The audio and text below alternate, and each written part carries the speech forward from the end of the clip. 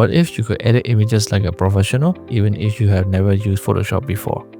Say goodbye to Adobe because Magic Quill is here and it's changing everything so quickly that you will want to learn how to use it right away.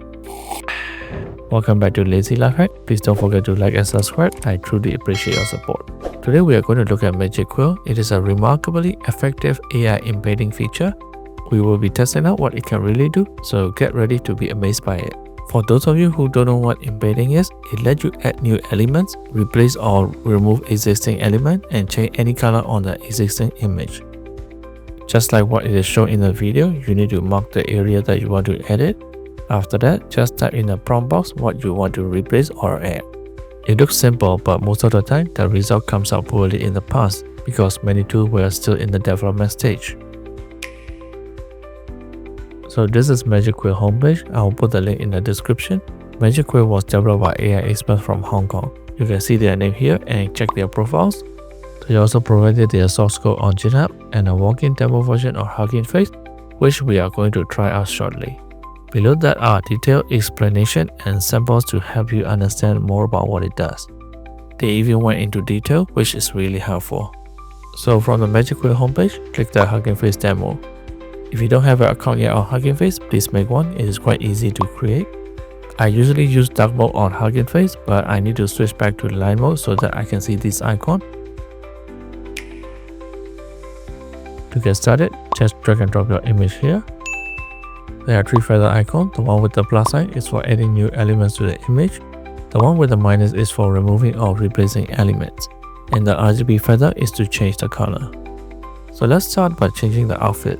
Choose the minus icon and you will notice the mouse pointer changed to a brush. You can adjust the size of the brush over here.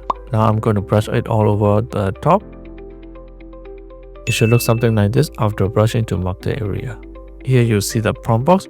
Type in what you want to change. So we'll be typing. After that, click run. Wow! This is really impressive. This will take much longer in Photoshop even with expert skill. Now we are doing this in just few clicks, taking about a few seconds to get the result. Once you get the image, you can click the download button to download it straight away. If you still want to make an additional edit, click the green tick button to replace to the original image. Now let's add sunglasses. Since it is an addition, click the feather icon, then draw a shape resembling sunglasses in the eye area. You can see in the prompt box that the Magic tool auto-detect what the object could be, and it is already filled in the word sunglasses. Since that's what we want, just click the run button. Alright, so we have sunglasses on her. The details are spot on, but somehow her eyebrow become bigger. I think it's fine. Now this time we just draw a head. In the prompt box, you can see it has already matching head. Let's click run and see the outcome. The head is fine, but could be better. If you don't like the outcome and want to rerun it, just click run again and it will give you another version. This time, let's change the entire background. Since we're going to replace it, click the minus icon and brush it all over the background. If you accidentally overbrush, use the eraser tool to fix it. You can also use undo, but it will just remove everything you have done so far. Depending on how you brush, layer edges are also created. If you brush continuously without lifting, it will create one large edge. If you brush and stop, then start again, the multiple edges will be created. For now, the eraser tool type seems to be the most useful for correcting mistakes. Once done, type both sides in the prompt box and click run. Okay, looking pretty good. So for some reason, it also changed the head and it looked much better now. We still haven't tried the RGB feather icon, so let's give that a try. Once you select the RGB, a color box will appear. Choose the color you want first and then brush the area you want to change. Then add the prompt, type in detail what the color and the element you wanted to change. Finally, click run. Please note that don't brush first and choose a color later because it will automatically default to white. So there you have it. We changed the original image to this new image in just few minutes. Like I said before, it will take an express kit and hours to achieve a similar result in traditional software. Especially the outfit change, that is an amazing highlight. If you click this parameter arrow, you'll see tons of settings. Here, the most important one is the base model. You can see that Magic Quill is doing all of this using Stable Diffusion 1.5. And what we are currently using is called the Realistic Version V60B1 model.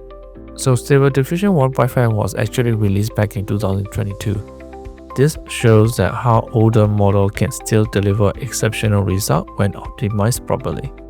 At the Magic Quill homepage, scroll all the way down to the parameter section. They were kind enough to share information on which model should be used for different types of images. If you're going for anime, there are two types, Miana Mix and Ghost Mix, and so on. So don't forget to change the models to get the best outcome. For the rest of the settings, you can check them out here. They briefly explain what each one does. Here, steps refer to how many steps it takes to create the image. The default is set at 20. More steps doesn't mean it's a better image quality, but if your prompt contains lots of detail, then you can try for a higher step count. CFG stands for Classifier Free Guidance, also known as Guidance Scale. It means how closely you do like the AI to follow your prompt. Just like steps, if you have a very detailed prompt request, then you can go for a higher CFG value. As for the sampler and scheduler, these are for the experts. The creator of Magic Quill even mentioned that you basically don't need to manage these. But if you're an AI expert, feel free to adjust them. You don't have to be an expert to know what they are because I'll explain it to you right now. A sampler is like an artist that starts with a messy drawing and slowly make it look nice by erasing the mess. A scheduler is like a timer that tells the artist when to erase the mess and how much to erase at each step. So they have to work together. The sampler makes the picture pretty while the scheduler helps the sampler to know when to work on it. I hope that is clear enough. By default, the sampler is set to Euler Ancestral and the scheduler is set to Keras. According to what I read, Euler Ancestral, DPM++2M and DPM++2M STE are the best for the sampler. As for the scheduler, Keras is the best. Please do correct me if I'm wrong. So InPainting has been around for a while. Initially available on paid version platforms like Ideogram and Midjourney. Recently it has gained significant popularity, becoming more reliable and accessible through free versions. Tools like C-Edits from ByteDance and Fluxfill from Black Forest Lab have contributed to its growth, offering free demo versions.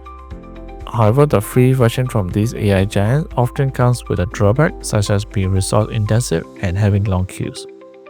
Among these new InPainting tools, for me, Magic Quill stands out for its speed and simplicity. It is easy to use on various devices, including those with lower spec, and is perfect for quick, easy image editing without needing advanced skills. So overall, Magic Quill did an awesome job, so do give it a try.